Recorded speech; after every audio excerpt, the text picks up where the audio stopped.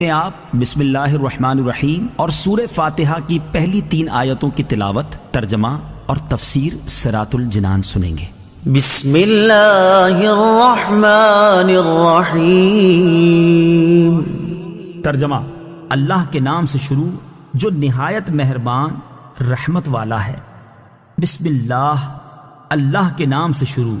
تفسیر صراط الجنان میں اس کی تفسیر کچھ اس طرح ہے۔ علامہ احمد ساوی رحمۃ اللہ تعالی علیہ فرماتے ہیں، قرآن مجید کی ابتدا بسم اللہ سے اس لیے کی گئی تاکہ اللہ تعالیٰ کے بندے اس کی پیروی کرتے ہوئے ہر اچھے کام کی ابتدا بسم اللہ سے کریں، اور حدیث پاک میں بھی اچھے اور اہم کام کی ابتدا بسم اللہ سے کرنے کی ترغیب دی گئی ہے۔ چنانچہ حضرت ابو ہریرہ رضی اللہ تعالی عنہ سے روایت ہے، حضور پر نور صلی اللہ تعالی علیہ وسلم نے ارشاد فرمایا، جس اہم کام کی ابتدا بسم اللہ الرحمن الرحیم سے نہ کی گئی تو وہ ادھورا رہ جاتا ہے۔ لہٰذا تمام مسلمانوں کو چاہیے کہ وہ ہر نیک اور جائز کام کی ابتدا بسم اللہ الرحمن الرحیم سے کریں، اس کی بہت برکت ہے۔ الرحمن الرحیم، جو بہت مہربان رحمت والا ہے۔ امام فخر الدین رازی رحمۃ اللہ تعالی علیہ فرماتے ہیں، اللہ تعالیٰ نے اپنی ذات کو رحمان اور رحیم فرمایا تو یہ اس کی شان سے بعید ہے کہ وہ رحم نہ فرمائے۔ مروی ہے کہ ایک سائل نے بلند دروازے کے پاس کھڑے ہو کر کچھ مانگا تو اسے تھوڑا سا دے دیا گیا۔ دوسرے دن وہ ایک کلاہڑا لے کر آیا اور دروازے کو توڑنا شروع کر دیا۔ اس سے کہا گیا کہ تو ایسا کیوں کر رہا ہے؟ اس نے جواب دیا، تو دروازے کو اپنی عطا کے لائق کر یا اپنی عطا کو دروازے کے لائق بنا۔ اے ہمارے اللہ عز و جل، رحمت کے سمندروں کو تیری رحمت سے وہ نسبت ہے جو ایک چھوٹے سے ذرے کو تیرے عرش سے نسبت ہے، اور تو نے اپنی کتاب کی ابتدا میں اپنے بندوں پر اپنی رحمت کی صفت بیان کی، اس لیے ہمیں بھی اپنی رحمت اور فضل سے محروم نہ رکھنا۔ الحمد للہ رب العالمین۔ ترجمہ: سب تعریفیں اللہ کے لیے ہیں جو تمام جہان والوں کا پالنے والا ہے۔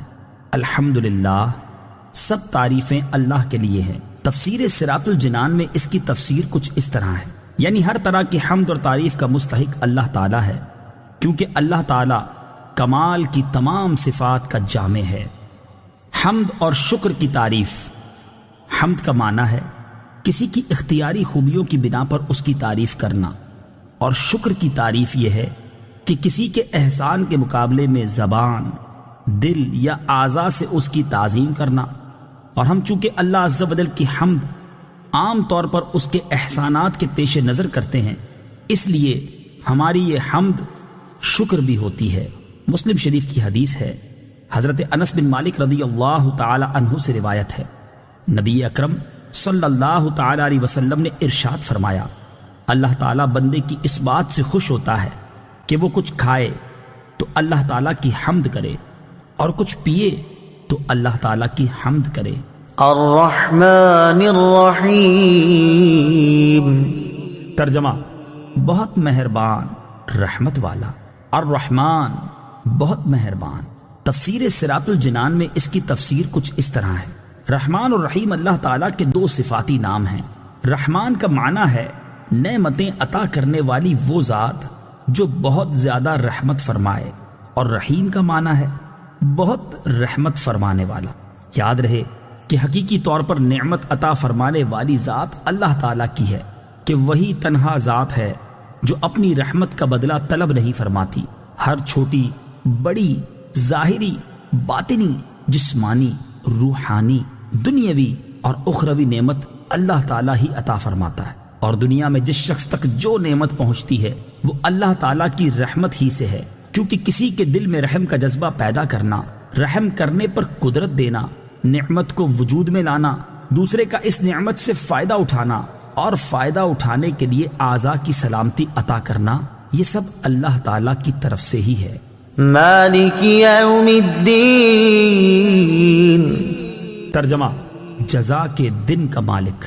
مالک یوم الدین، جزا کے دن کا مالک۔ تفسیر صراط الجنان میں اس کی تفسیر کچھ اس طرح ہے۔ جزا کے دن سے مراد قیامت کا دن ہے کہ اس دن نیک اعمال کرنے والے مسلمانوں کو ثواب ملے گا اور گناہگاروں اور کافروں کو سزا ملے گی، جبکہ مالک اسے کہتے ہیں جو اپنی ملکیت میں موجود چیزوں میں جیسے چاہے تصرف کرے۔ اللہ تعالیٰ اگرچہ دنیا اور آخرت دونوں کا مالک ہے، لیکن یہاں قیامت کے دن کو بطور خاص اس لیے ذکر کیا تاکہ اس دن کی اہمیت دل میں بیٹھے۔ نیز دنیا کے مقابلے میں آخرت میں اللہ تعالیٰ کے مالک ہونے کا ظہور زیادہ ہوگا، کیونکہ اس دن کسی کے پاس ظاہری سلطنت بھی نہ ہوگی جو اللہ تعالیٰ نے دنیا میں لوگوں کو عطا فرمائی تھی۔ اس لیے یہاں خاص طور پر قیامت کے دن کی ملکیت کا ذکر کیا گیا۔